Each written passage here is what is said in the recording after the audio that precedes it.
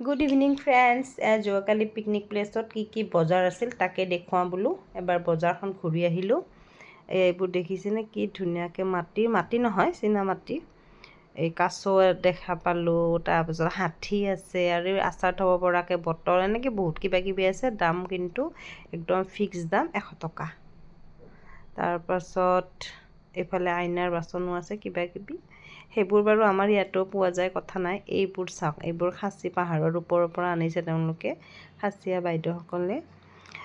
বগৰী, কাচকল, ফুলকবি নহয়, কলফুল, এনেকৈ মানে এইবোৰ দেখিছে।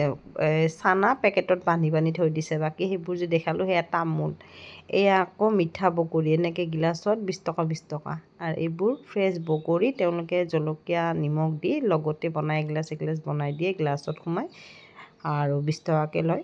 এয়া বৰা চাউল, তিল, তাৰপাছত বহুত কিবা কিবি। আৰু এবাৰ মিঠাই ওলাইছে, লাৰু পিঠাও ওলাইছে আৰু ভুজিয়া, বিস্কুট, যোনে যি খায় আৰু। মই বজাৰখনতনো কি ওলাইছে বোলো তাকে এটা ভিডিঅ' বনাওঁ আৰু ভিডিঅ'টো আপোনালোকৰ লগত শ্বেয়াৰ কৰোঁ। কেনে লাগিল জনাব, ভাল পালে লাইক কমেণ্ট কৰি দিব। আজিলৈ এইখিনিয়ে, বাই বাই।